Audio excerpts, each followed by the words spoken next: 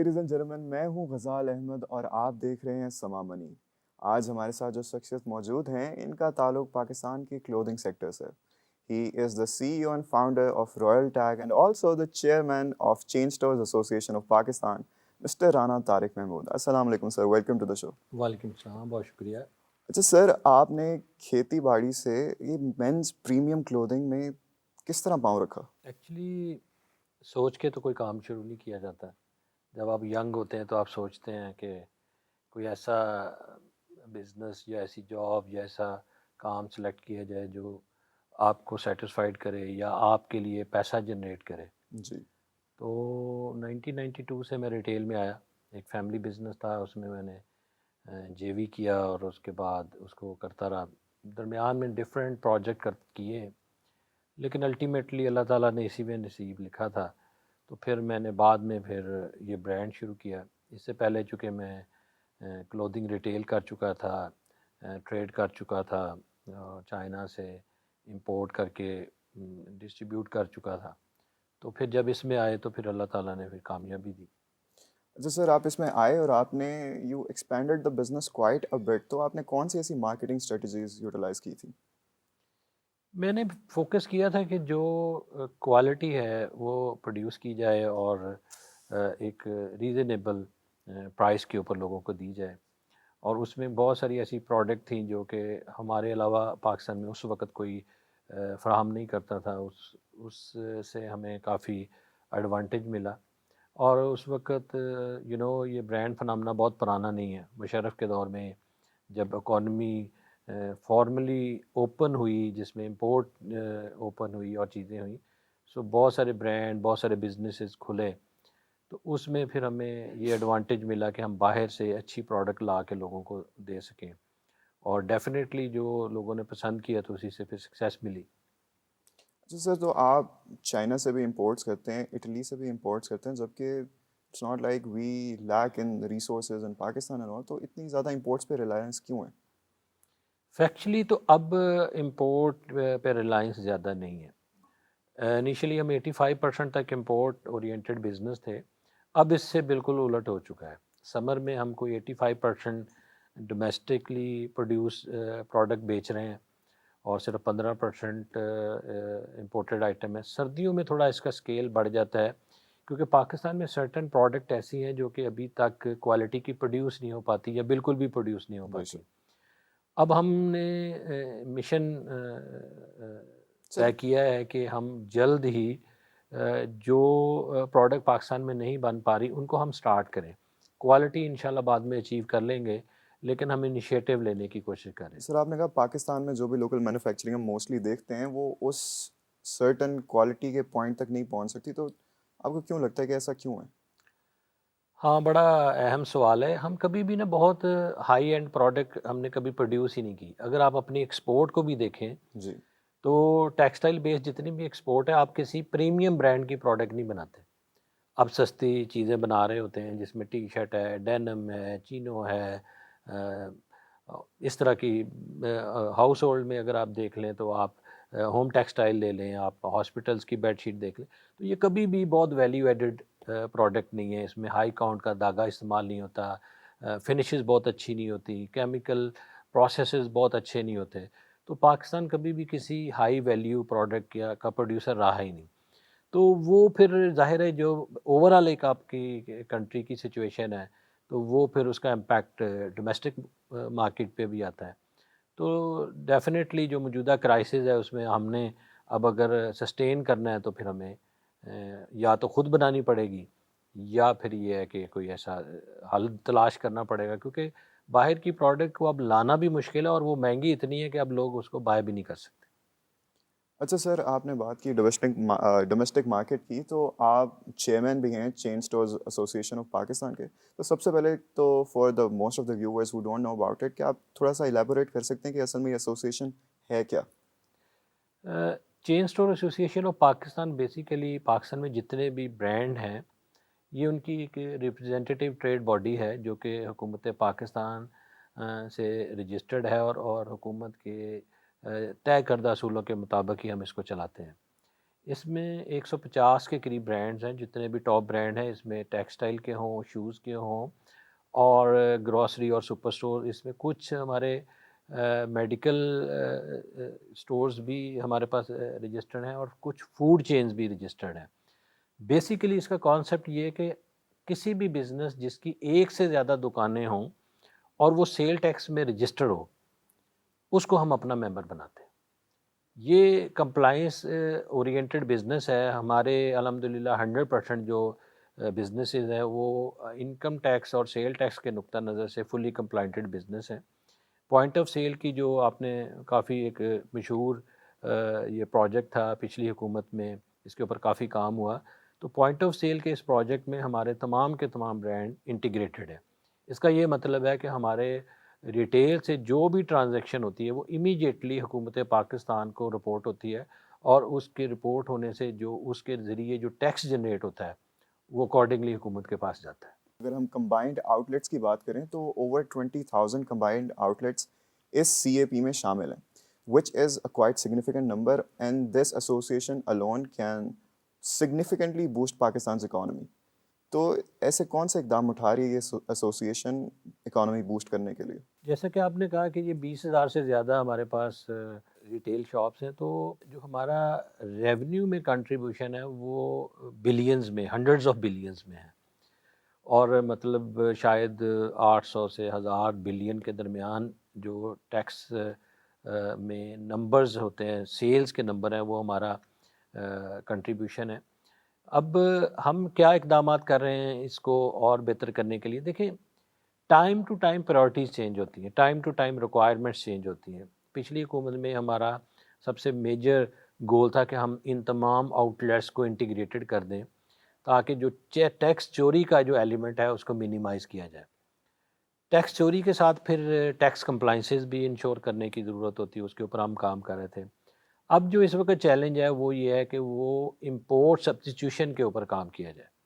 دوسرا چیلنج یہ ہے کہ جو کاسٹ آف ڈوئنگ بزنس ہے اس کو ریڈیوس کرنے کے لیے ہم ایفیشنسی بڑھائیں، اس میں ٹریننگز ہیں، اس میں سرٹن لیول کی ٹولز کے اوپر کام ہے، اس میں پھر اویئرنیس کے سیشنز ہیں، تو ملٹیپل چیزیں ہو رہی ہوتی ہیں بیک وقت جس کے اوپر ہم کام کر رہے ہیں۔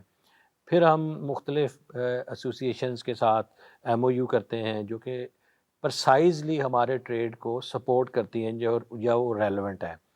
اسی طرح ہم اکیڈمیا کے ساتھ لنکیج ہم نے ڈیولپ کیا ہے، مختلف انسٹیٹیوشن کے ساتھ ہم ٹائم ٹو ٹائم ان کے ساتھ انگیج ہوتے ہیں، ایشوز وائز بھی اور نیڈ وائز بھی، تو اس کے اوپر کام کر رہے ہیں۔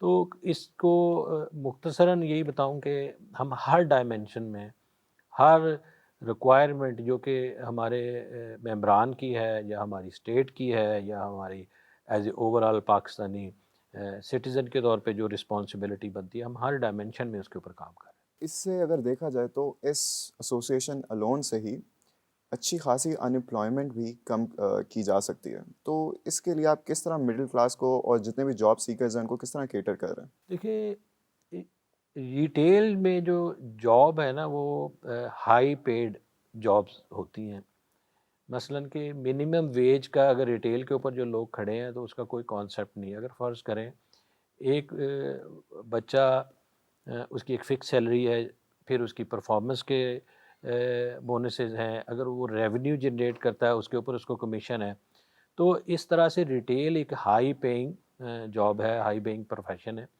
سیکنڈ یہ کہ فیشن اپیرل ہو جس میں ٹیکسٹائل ہے یا شوز ہو یا اور ہوں، یہاں پہ اگر آپ غور کریں تو ایک ایک لمبی لسٹ ہے پروفیشنلز کی جو ریکوائرڈ ہوتے ہیں۔ مثلاً آئی ٹی کے لوگ ریکوائرڈ ہیں آپ کو، مارکیٹنگ کے لوگ ریکوائرڈ ہیں آپ کو، اکاؤنٹس کے لوگ ریکوائرڈ ہیں، ٹیکس پروفیشنل ریکوائرڈ ہیں، ایچ آر کے ریکوائرڈ ہیں، فیشن ڈیزائن کے لوگ ریکوائرڈ، تو کم از کم 20-22 ٹائپ کے پروفیشنلز آپ کو چاہیے۔ اور پھر یہ جو اس میں جینڈر مکس بہت زیادہ ہے، فیمیلز کی امپلائمنٹ کا بہت بڑا رول ہے اس میں، تو اور پھر یہ ہائیلی پیڈ ہے۔ مثلاً ایک اگر فیشن کی اگر ہم بات کریں تو 50-60 ہزار سے جو فریش گریجویٹ اگر کہیں پہ سٹارٹ کرتا ہے وہ 2-3 سالوں میں 2-2.5 لاکھ روپے پہ چلا جاتا ہے۔ اچھا، اور سیکٹرز میں دیکھیں تو اس پرائز پوائنٹ کے اوپر یا سیلری کے اوپر بہت لمیٹڈ لوگ ہوتے ہیں، ٹرو۔ اور ہمارے ہاں یہ بہت کامن لوگ ہوتے ہیں۔ اور پھر ان کی پرفارمنس، ان کی ٹریننگ، ان کے لیے ٹول، ان کی ٹریولنگ، ان کا ایکسپوجر، ان کے اوپر بھی بہت زیادہ انویسٹمنٹ ہو رہی ہوتی ہے.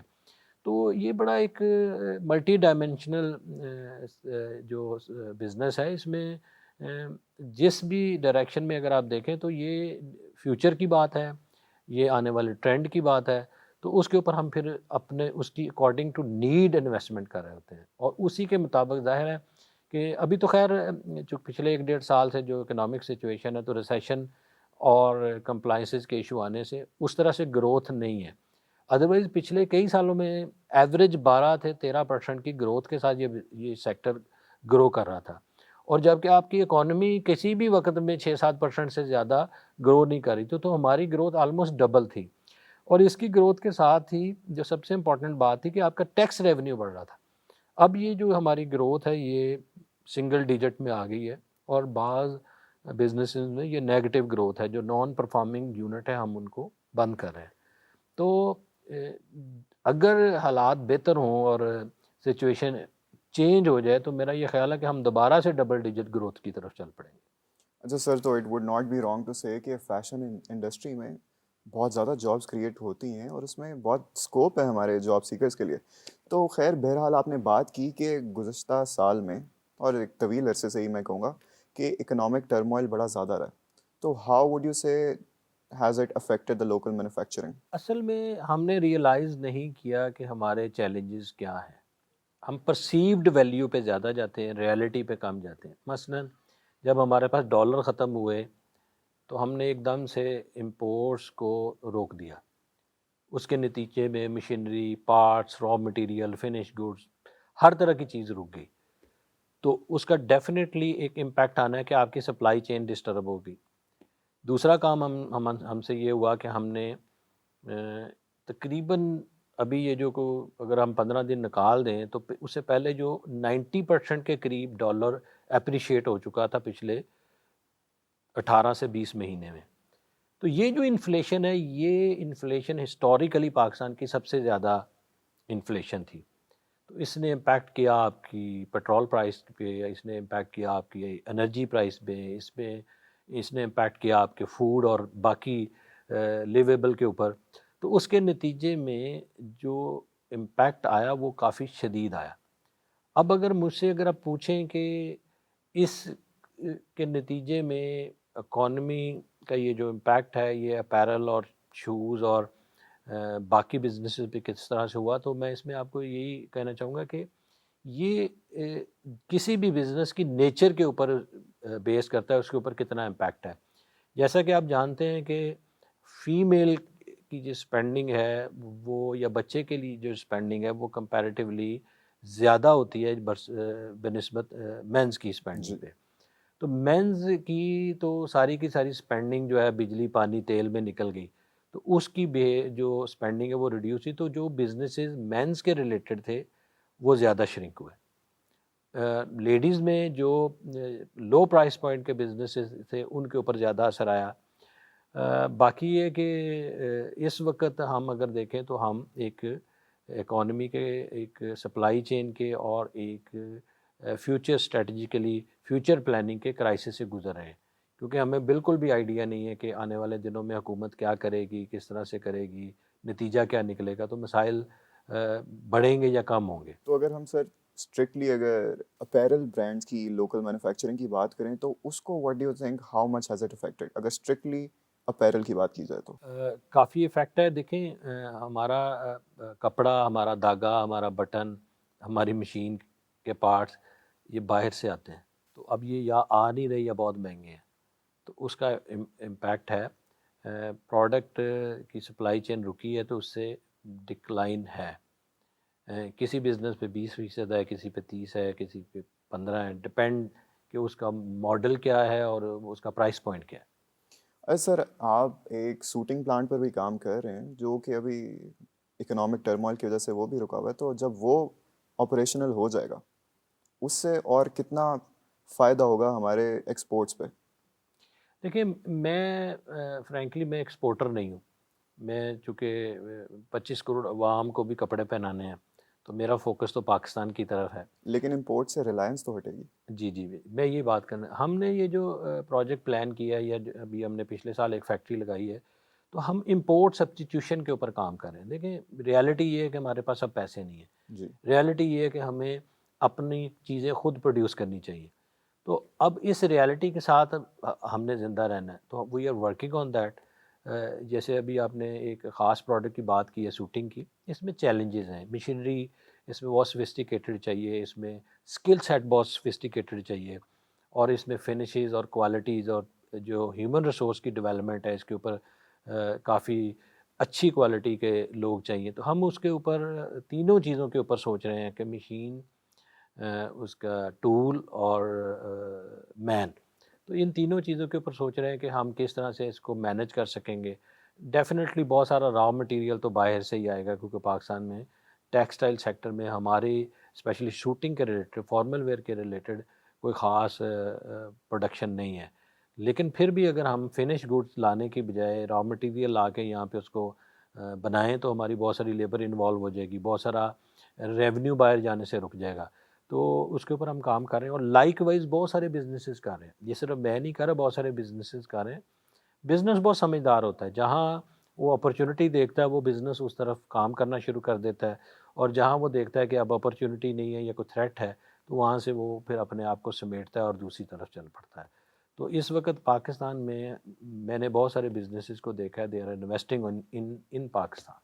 ہم جیسا کہ دیکھ رہے ہیں آج کل ای کامرس کا بڑا رجحان ہے اور ہر کوئی اس کے بارے میں بات کر رہا ہے، لیکن ڈومیسٹک کامرس پہ اتنا کوئی پریفرنس نہیں دیکھ رہے، ہم رجحان نہیں دیکھ رہے. تو ایسا کیوں ہے؟ اور جب بھی ہم دیکھتے ہیں کہ تاجر کے ساتھ ٹیکس چوری کا ایک ٹھپا لگا دیا جاتا ہے، تو ایسا کیوں ہے؟ بڑی اچھی بات کی آپ نے. ڈومیسٹک کامرس کبھی بھی کسی گورنمنٹ کی پریورٹی نہیں رہی. ان کا ہمیشہ فوکس یہ رہا ہے کہ ہم جو کہ ایکسپورٹ سے پیسہ آنا ہے اس کو فوکس کریں. اگر آپ دیکھیں تو جتنی بھی پالیسیز آتی ہیں، جتنی بھی چیزیں آتی ہیں اور جتنی بھی گفتگو ہوتی ہے وہ صرف ایکسپورٹر کے لیے ہوتی ہے. اور ریالٹی یہ ہے کہ اگر وہ 100 روپے کی چیز ایکسپورٹ کرتا ہے تو 300 روپے کی چیز پاکستان میں آ جاتی ہے، اسی لیے ٹریڈ ڈیفیسٹ ہے. اچھا، وہ 300 روپے کی چیز میں کچھ پارٹ اسمگلنگ کا ہے، کچھ پارٹ مس ڈیکلیریشن کا ہے، کچھ پارٹ اوریجنلی جو امپورٹ ہے اس کا پارٹ ہے. تو امپورٹ سبسٹیٹیوشن کے لیے سب سے امپورٹنٹ ہے کہ آپ ڈومیسٹک کامرس کے اوپر انویسٹ کریں.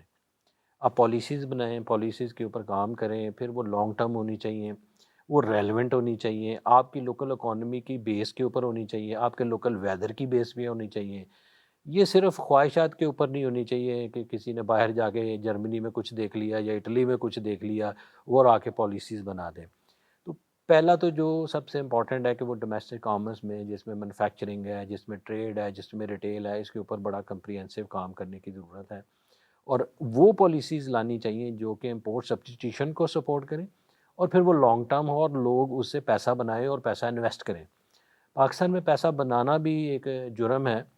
تو وہ ایک جرم ایسا ہے جس کی وجہ سے لوگ جو پیسہ بنا رہا ہے اس کو اچھا نہیں سمجھتے. جس کے پاس اچھی گاڑی ہے، جس نے کسی طریقے سے کوئی چیز گرو کر لی ہے، تو ایک ہی کانسیپٹ آتا ہے کہ یہ چور ہے، جو ابھی آپ نے بات کی. جی. تو اس میں کچھ ریالٹی ہے اور کچھ ریالٹی نہیں ہے. ڈفرینٹ ٹریڈ آف لائف جس میں جو مختلف سیگمنٹ ہیں ان کے بارے میں نا کچھ perceptions based on certain reality وہ ڈیولپ ہو چکے ہیں. تو چوری کا جو ایلیمنٹ ہے، اسپیشلی ٹیکس کی چوری کا ایلیمنٹ، یہ بڑا کامن فنامنا ہے پاکستان میں. اور اس میں یہ ریالٹی بھی ہے کہ بہت ساری جگہوں پہ ٹیکس جینونلی چوری ہوتا ہے، اور وہ جسٹیفائڈ ہے یا نان جسٹیفائڈ ہے، وہ ہو رہا ہے. اس میں ہم نے جب چین سٹور کے پلیٹ فارم پہ کام کیا اور انٹیگریشن کے اوپر کام کیا، تو تب ہمیں ریئلائز ہوا کہ پاکستان میں حکومت پاکستان یا ٹیکس جو اتھارٹیز ہیں ان کی بہت ساری ایسی پالیسیاں ہیں کہ جس کے نتیجے میں ٹیکس کی کمپلائنس نہیں دی جا سکتی. جب ٹیکس کی کمپلائنس نہیں دی جا سکتی تو وہ ٹیکس چوری کا پھر آپشن وہاں پہ آتا ہے. انفارچونیٹلی جب آپ ٹیکس چوری کی طرف بڑھتے ہیں تو پھر دیر از نو لمٹ. پھر آپ نے 100 روپے کی چوری یا 1000 روپے کی چوری یا کروڑ روپے کی چوری، جو کہ آپ نے جب کہلانا چور ہے تو پھر آپ اس کے اوپر پڑ جاتے ہیں. میں قطعاً نہیں سمجھتا کہ اس کی کوئی جسٹیفیکیشن ہونی چاہیے، اور میں قطعاً نہیں سمجھتا کہ اگر ٹیکس کمپلائنس مشکل ہے تو ہم چوری کو جسٹیفائی کریں. لیکن حقیقت یہ ہے کہ پاکستان میں یہ ایک ہارڈ ریالٹی ہے کہ میجورٹی لوگ ٹیکس کی کمپلائنس نہیں دیتے. اور اگر ہم دیکھیں کہ ریٹیل سیکٹر میں جو صرف 8% یا 10% آرگنائز ریٹیل ہے جو کہ ٹیکس کمپلائنس میں ہے، یعنی کہ وہ پورے ٹیکس کا جو ریٹیل سے کلیکٹ ہوتا ہے وہ 8% 80% ٹیکس دے رہا ہے۔ اب دوسرا مسئلہ یہ ہے کہ پاکستان میں ٹیکس ریٹ بہت زیادہ ہے، کمپلائنس دینے کی کاسٹ بہت زیادہ ہے، اور حکومت نے اس مائنڈ سیٹ کے ساتھ پالیسیز بنائی ہیں کہ اس نے چوری روکنی ہے۔ اس کے نتیجے میں بزنس مشکل سے مشکل تر ہو جاتا ہے، اور پھر اس کو کمپلائنس کو دینے کے جو پیرامیٹرز ہیں وہ بہت مشکل ہیں، اور پھر جب آپ کمپلائنس دے رہے ہیں جیسے کہ میں الحمدللہ دے رہا ہوں، لیکن مجھے یہ جسٹیفائی کرنا یا یہ ثابت کرنا بڑا مشکل ہوتا ہے ہر وقت کہ کوئی یہ سننے کے لیے تیار نہیں ہے، یہ ماننے کے لیے تیار نہیں ہے کہ لوگ ٹیکس بھی دیتے ہیں۔ پھر آپ کو جانا پڑتا ہے، آپ کو ایکسپلین کرنا پڑتا ہے، آپ کو وہ ساری کی ساری گراؤنڈ ریالٹیز ان کو شیئر کرنی پڑتی ہیں۔ کچھ لوگ مان لیتے ہیں، کچھ آفیسرز ہوتے ہیں جن کا یہ بلیو ہے کہ کون ٹیکس دیتا ہے، سارے چور ہیں۔ جیسے ہم آفیسر یا بیوروکریسی کے بارے میں بھی سمجھتے ہیں کہ جنرل پرسیپشن ہے کہ یہ سارے Sure.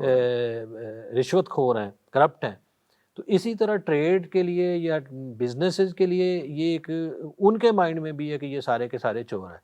تو یہ جو سارے کا لفظ ہے نا، یہ ایک سب سے بڑا چیلنجنگ ہے، اس میں پارشلی ایویلویٹ کرنے کی ضرورت ہے کہ کون ہے یا کون نہیں ہے۔ ظاہر ہے ان کی مجبوریاں ہیں، ان کی لمیٹیشن ہے، پھر ان کا ایک مائنڈ سیٹ ہے۔ تو یہ جو سٹگما ہے یہ تو پھر اب چل رہا ہے۔ اینی وے اس کو اس سے نکلنا ہے، اس سے آگے بڑھنا ہے، لیکن یہ کب ہوگا، کیسے ہوگا، کیونکہ حکومتیں جب بدلتی ہیں نا تو پریورٹیز چینج ہو جاتی ہیں، اور جب پریورٹیز چینج ہو جاتی ہیں تو جو چیزیں درمیان میں ہوتی ہیں وہ وہیں کے وہیں رہ جاتی ہیں اور نئے سرے سے سلسلہ شروع ہو جاتا ہے۔ جس طرح جیسے آپ نے بات کی حکومتیں بدلتی رہتی ہیں، اور ہم دیکھتے ہیں کہ main reason why businesses are not flourishing that much is because کہ کوئی بھی پالیسی اتنی اسٹیبل نہیں ہے، لانگ ٹرم نہیں ہے۔ اور جیسے اب آج کل ایک نئی پالیسی بھی انہوں نے بڑے عرصے سے انٹروڈیوس کرائی ہوئی ہے، بجلی سیونگ کے نام پہ جو 10 بجے 8 بجے کاروبار سارا بند کر دینے کی، اس سب کے بارے میں آپ کی کیا رائے ہے؟ دو پارٹ ہے آپ کے سوال کے۔ پہلا سوال کا جو پارٹ ہے نا کہ پالیسیاں لانگ ٹرم نہیں ہیں، اس سے میں ایگری کرتا ہوں۔ یہ لانگ ٹرم تو دور کی بات ہے، یہ اتنی شارٹ ٹرم ہوتی ہیں کہ اگر آپ نے باہر سے کوئی چیز منگوانی ہے یا باہر کوئی چیز بھیجنی ہے، وہ ایک دن کا فنامنا نہیں ہے۔ مطلب اگر یورپ کو کوئی کنٹینر جا رہا ہے وہ 30 دن تو سمندر میں ہوتا ہے، اس سے سال پہلے وہ کہیں اس کا آرڈر ہوگا، یہاں ہوا یا باہر ہوا، پھر وہ اس کے را مٹیریل ہوتے ہیں، پھر اس کی پروڈکشن ہوتی ہے، پھر وہ ایکسپورٹ ہوتا ہے، پھر وہاں پہنچتا ہے۔ اب یہاں پہ راتوں رات ایس آر او آ جاتا ہے، جی ٹھیک ہے، ایک چٹکی بجا کے وہ نوٹیفیکیشن نکالتے ہیں اور وہ کہتے ہیں صبح سے یہ امپلیمنٹڈ ہے، بلکہ ابھی سے امپلیمنٹڈ ہے جس ٹائم پہ ہم نے نکالا ہے۔ تو اس سے جو بربادی ہوتی ہے تو وہ ایک بہت چیلنجنگ ہے۔ اگر آپ مڈل ایسٹ میں دیکھیں جو ہمارے بالکل قریب ہے اور ہم سے بھی کہیں پیچھے تھے، آگے چلے گئے، تو وہ جو بھی پالیسی ڈیزائن کرتے ہیں وہ اس کی امپلیمنٹیشن ڈیٹ دیتے ہیں 3 مہینے 4 مہینے 6 مہینے کے بعد، اور پھر اس کے اوپر لوگوں کو ایجوکیٹ کرتے ہیں، ان کو بتاتے ہیں، وہ اس کے حساب سے اپنی پالیسی چینج کرتے ہیں، اپنا بزنس ماڈل چینج کرتے ہیں، ریونیو اور فائنینشلز کو ارینج کرتے ہیں، پھر وہ آگے بڑھتا ہے۔ ہم راتوں رات نوٹیفیکیشن نکال دیتے ہیں۔ دوسرا جو آپ کا سوال ہے کہ انرجی کو سیو کرنے کے لیے 8 بجے کی ٹائمنگ، فیکچولی ہماری جو ڈیسیجن میکرز ہیں نا وہ ڈسکنیکٹڈ ہیں گراؤنڈ ریالٹی سے۔ یہ جو 1.5-2 سال سے یہ جو ڈبیٹ چل رہی ہے یہ بیسیکلی اس گراؤنڈ پہ ہے کہ ہمیں فیول کے بل کو بچانے کے لیے ہمیں جو رات کو جلدی ریٹیل کو بند کر دینا چاہیے۔ اس کی جو ایڈوکیسی ہے نا یہ بیسیکلی میڈیا کے اوپر بھی بہت سارے لوگ آ کے کرتے ہیں، ان کا میجورٹی بزنس سے تعلق کوئی نہیں ہے، اسپیشلی ریٹیل کے ساتھ بالکل تعلق نہیں ہے، اور وہ ریٹیل کی ڈائنامکس بھی نہیں سمجھتے۔ پاکستان میں جو ریٹیل ہے وہ اربن، رورل اور پوش ایریا میں ڈیوائیڈڈ ہے، یہ 3 کلسٹر ہے۔ اگر اربن کو دیکھ لیا جائے تو اس میں بھی فردر کلاسیفیکیشن ہے۔ رورل تو آپ کو پتہ ہے کہ رورل اکانومی جو ہے وہ سورج کے طلوع ہونے سے شروع ہوتی ہے اور سورج کے غروب ہونے پہ چلی جاتی ہے۔ تو جو اربن اکانومی ہے اس کے جو 2 ڈائمنشن ہے، ایک وہ ہے پوش ایریا اور ریٹیل، اور ایک ہے چھوٹے علاقے جو کہ لیٹ آورز میں نہیں کھلتے، اور آپ کی بزنس ٹو بزنس مارکیٹیں جیسے شالمی ہے، اکبری منڈی ہے، تو یہ دکانیں جو ہیں یہ ٹائملی بند ہو جاتی ہیں۔ اب ریٹیل کا جو ایک یہ چھوٹا سا پارٹ ہے نا، یہ ٹوٹل ریٹیل کا 10 سے 12% ہے۔ آپ کی ٹوٹل انرجی کی کنزمپشن کا کمرشل جو یوز ہے وہ 7% ہے۔ اس 7% کا 93 یا 90% جو ہے وہ ٹائملی ہی بند ہو جاتا ہے۔ اب یہ جو تھوڑا سا لمیٹڈ ہے، یہ ایک مخصوص علاقوں کی مارکیٹیں ہیں، یہ مخصوص لوگوں کی مارکیٹیں ہیں، ان کا لائف سٹائل، ان کی چیزیں اور اس کا فنامنا بالکل ڈیفرنٹ ہے۔ یا یہ لوگ جو ہیں ان کے ارلی آورز میں یہ کام پہ نہیں جاتے، یا یہ جو high end high street markets ہے، یا یہ مالز ہیں۔ اچھا، کمال یہ ہے کہ جن ملکوں کی یہ مثال دی جاتی ہے کہ یورپ میں، یو کے میں، یو ایس میں، چائنا میں ارلی آورز میں کلوز ہو جاتی ہیں، فرینکلی اسپیکنگ ان ملکوں میں بالکل ایسا نہیں ہوتا۔ بالکل بھی ایسا نہیں ہے۔ ان کی جو high end high street markets ہیں، لنڈن چلے جائیں آپ، شنگھائی چلے جائیں آپ، گوانزو چلے جائیں آپ، یورپ چلے جائیں، وہ کبھی بھی جلدی اوور بند نہیں نائٹ۔ ہوتی، وہ بھی 10 بجے سے پہلے کبھی بند نہیں ہوتی۔ دوسری بات یہ کہ اس کے ساتھ ساتھ ایک بڑی امپورٹنٹ چیز ہے کہ دکانوں کو رات 2 بجے 3 بجے تک کھلے نہیں رہنا چاہیے۔ There should be certain limits, اور وہ لمٹس پورے سال کے لیے ہونی چاہیے۔ میرا یہ خیال ہے کہ لاہور میں جیسے مارکیٹیں 10 بجے بند ہونے کا جو ہائی کورٹ کا آرڈر ہے، اگر ہم پورے پاکستان میں اس کو امپلیمنٹ کر دیں تو آپ کی پوری سوسائٹی کا ایک کلچر چینج ہو جائے گا۔ آپ ایک کنٹرولڈ انوائرمنٹ میں چلے جائیں گے، جہاں پہ آپ کو پتہ ہے کہ مارکیٹس کب کھل رہی ہیں اور کب بند ہو رہی ہیں۔ اسی کے حساب سے آپ اپنی نیڈس کو ایڈجسٹ کریں گے، آپ کی ریکوائرمنٹ ایڈجسٹمنٹ آ جائے گی، اور پھر آپ کا سارا معاملہ ٹھیک ہو جائے گا۔ اس میں ایک چیز ایڈ کروں گا کہ مارکیٹیں کبھی بھی کلچر چینج نہیں کرتی، مارکیٹیں کبھی قوموں کے بیہیویئر چینج نہیں کرتی۔ جو لوگ یہ ہمیں سمجھانے کی کوشش کر رہے ہیں کہ آپ مارکیٹیں جلدی بند کر دیں گے تو لوگ جلدی سو جائیں گے، تو بھائی وہ گھر جا کے تو ٹی وی چلا لیتے ہیں، بے اس کے شک۔ پاس اپنی سکرین ہے چھوٹی سی، وہ رات ایک بستر میں گھس کے رات 3 بجے تک وہ سکرین کے ساتھ کھیلتا رہتا ہے۔ تو میری مارکیٹ 10 بجے بند ہونے یا 8 بجے بند ہونے سے اس نے کیسے جلدی سو جانا ہے؟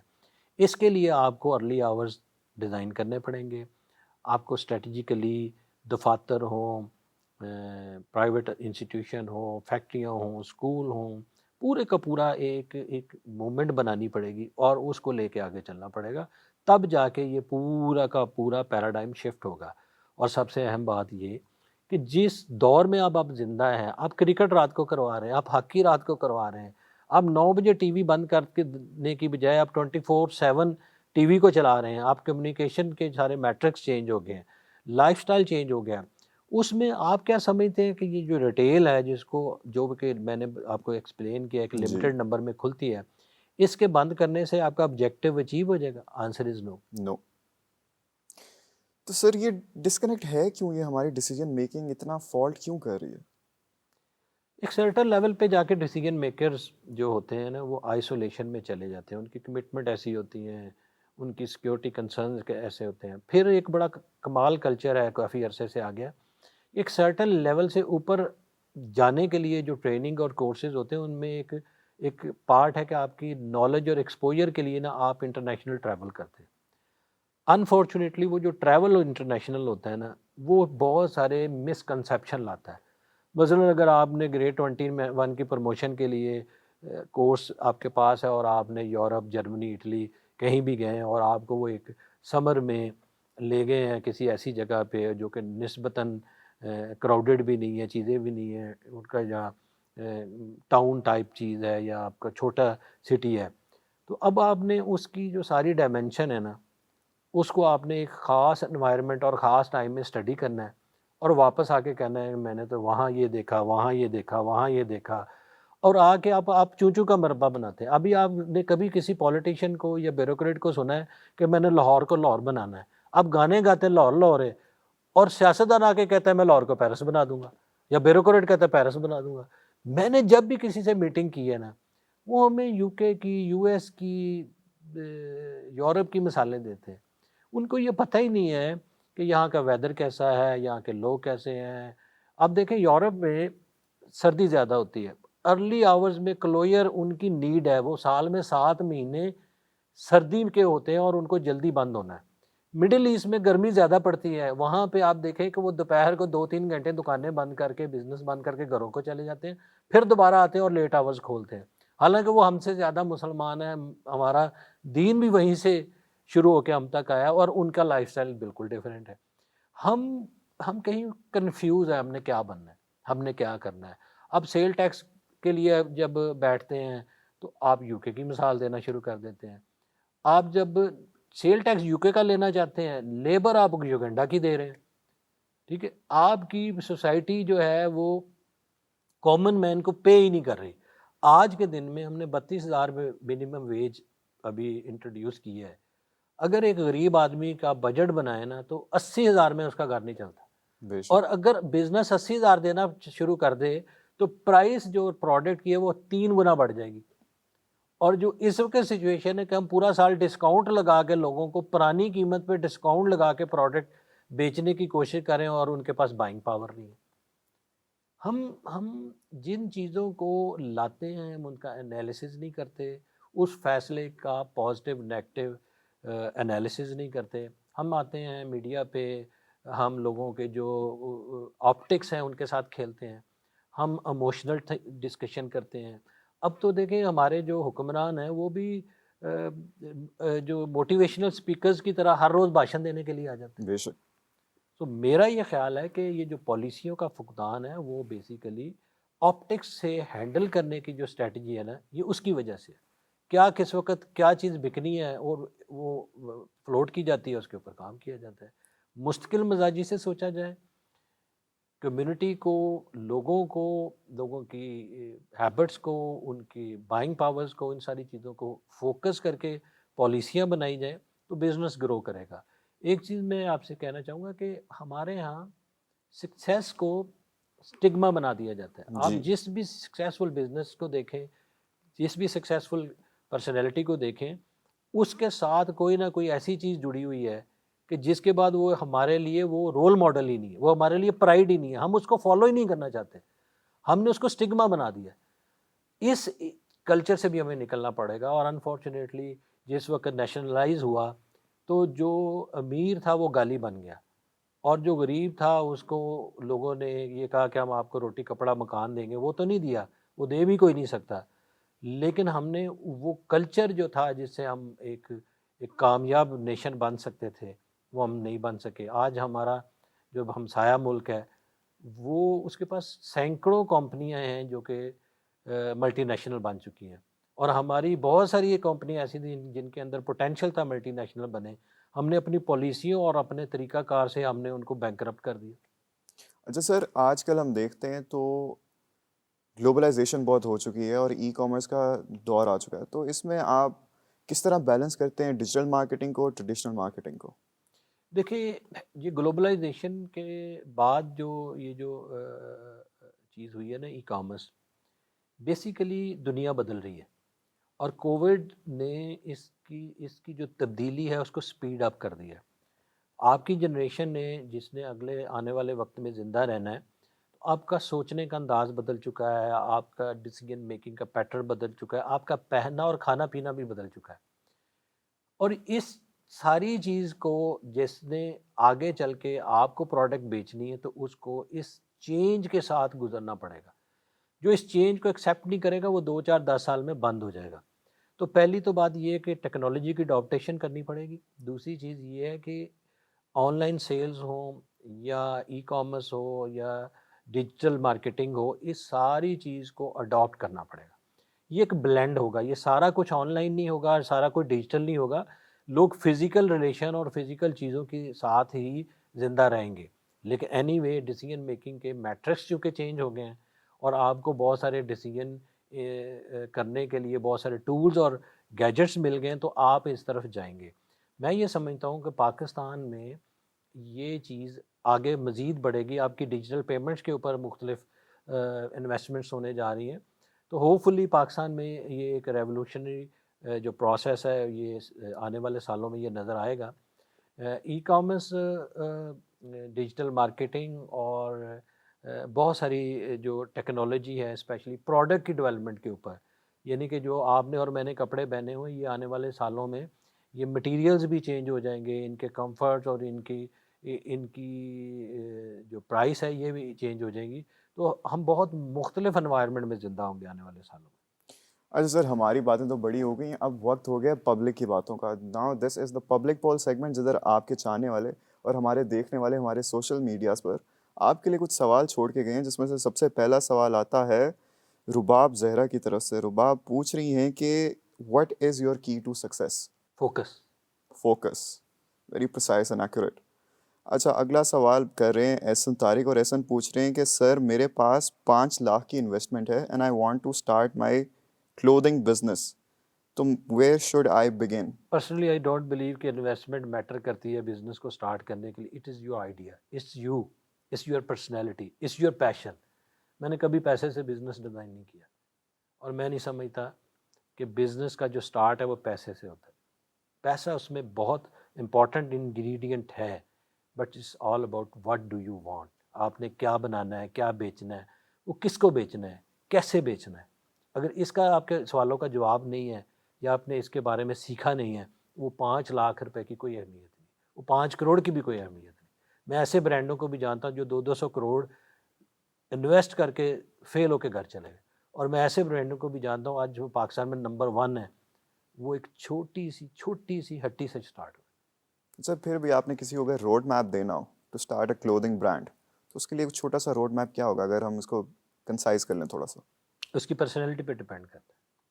Clothing is all about you, fashion brand is all about you, what you think, what you perceive, what you develop as brand. اگر آپ فیشن برانڈس کو دیکھیں تو وہ ناموں کے ساتھ ہیں، ٹامی، ورساچی، سی کے، لائک وائز، اور وہ انہی کی پرسنالٹی. پاکستانی برانڈس کو دیکھ لیں، کھاڑی کو اگر دیکھیں تو آپ اس کے پیچھے ایک مائنڈ ہے، ایک بندہ ہے، ایک ذہن ہے، اس کا اسٹائل. لائک وائز اگر آپ میرے برانڈ کو دیکھیں تو جیسا میں دکھتا ہوں، جیسا میں پہنتا ہوں، جیسا میں سوچتا ہوں، وہ ویسا ہی ہے.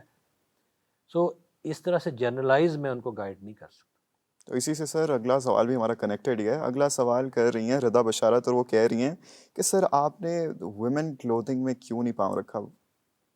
فرینکلی میں کوشش کر رہا ہوں، لیکن مجھے عورتوں کے لیے خریدنا نہیں آتا. تو جیسے ظاہر ہے کہ یہ ایک سکل ہے. دیکھیں، آپ کو ہر کام نہیں آ سکتا، آپ جی ہر چیز نہیں کر سکتے. اور یہ سوچ لیں کہ مجھے اگر کامیابی مل گئی ہے تو میں سر چیزوں میں کامیاب ہو جاؤں گا. Skill is important.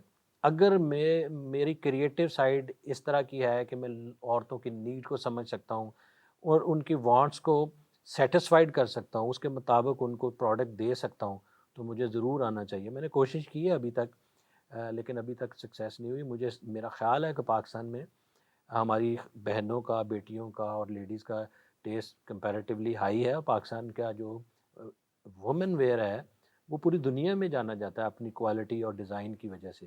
اور ماشاءاللہ سے پاکستان میں بہت کریٹیو لوگ ہیں اور بہت شاندار لوگ ہیں، اور جو بہت شاندار انہوں نے وومن اپیرل کے برانڈز بنائے ہیں. تو میں شاید اتنا کریٹیو اور اتنا شاندار کام کرنے کا اسکل نہیں رکھتا.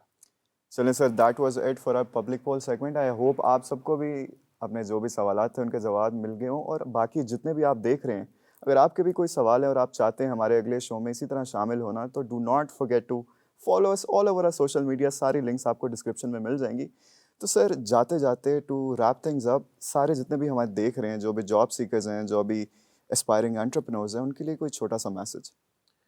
پہلی بات یہ کہ میرا آپ لوگوں کے لیے میسیج ہے کہ آپ اپنے آپ کو انڈرسٹینڈ کریں کہ آپ کے اندر اللہ تعالیٰ نے کیا کوالٹیز پیدا کی ہیں. اگر وہ کوالٹیز ایک ایسے شخص کی ہیں جو جاب میں جا کے سکسیزفل ہو سکتا ہے، تو آپ ضرور جاب کریں. اگر آپ سمجھتے ہیں کہ وہ کوالٹیز ایسی ہیں کہ جس میں آپ ایک اچھے انٹرپرینور بن سکتے ہیں، اپنا بزنس سٹارٹ کر کے سکسیزفل ہو سکتے ہیں، تو پھر اس طرف جائیں. میں اس چیز کو بلیو نہیں کرتا کہ جو لوگ کہتے ہیں کہ جی اپنا کاروبار اپنا ہوتا ہے، اس میں گروتھ زیادہ ہے، اس میں برکت زیادہ ہے. میں اس کو بلیو نہیں کرتا. میرے ارد گرد بھی اور میں نے دنیا میں بھی بہت سارے لوگوں کو دیکھا ہے جو جاب کرتے ہیں، وہ میرے سے زیادہ امیر ہیں، میرے سے زیادہ سکسیزفل ہیں، میرے سے زیادہ ان کی فیملی میں یا سوسائٹی میں صحیح ہے. سو فرسٹ آف آل تو آپ اپنی پرسنالٹی کو آئیڈینٹیفائی کر کے اس کے مطابق اپنا فیوچر سلیکٹ کریں. سیکنڈ یہ کہ جو آپ سلیکشن کر لیں، پھر اس کے اوپر ٹائم اور توجہ، یہ دونوں دیں. کیونکہ ایک دن میں کامیابی نہیں آتی. جس کسی کے بھی آپ پیچھے جائیں گے وہ ایک دن کی کوئی کامیابی 10 20 30 سال تو منیمم لگ جاتے ہیں. اور کبھی بھی آپ کو کوئی ایسا شخص ملے جس کو بہت جلدی کامیابی ملی ہے، تو پھر آپ اس کا انالیسس کریں کہ اس کی قسمت بہت تیز ہے یا اس کے اندر اللہ تعالیٰ نے بہت خاص ابیلٹیز دی ہیں. اگر آپ کے اندر وہ دونوں چیزیں ہیں تو بڑی اچھی بات ہے. اگر نہیں ہے تو آپ مسلسل محنت کریں، مسلسل کام کریں، مسلسل فوکس کریں، انشاءاللہ تعالیٰ آپ جاب میں ہوں گے تب بھی اللہ تعالیٰ آپ کو کامیابی دے گا، اور اگر آپ اپنا بزنس کر رہے ہوں گے تب بھی انشاءاللہ تعالیٰ آپ کو کامیابی دے گا۔ مستقل مزاجی پہلی شرط ہے۔ چلو thank you so much sir for joining us today, it was truly an honour and I hope آپ سب کو بھی سن کے آپ کی ایسپریشنس کو بھی موٹیویشن ملی ہوں۔ بس آپ کے لیے اتنا ہی کہ کوئی ایک چیز پکڑیں، اپنا انالیسس کریں اور ٹنل ویژن کر کے اس کے پیچھے لگ جائیں، لگے رہیں، ڈٹے رہیں اور دیکھتے رہیں سما من۔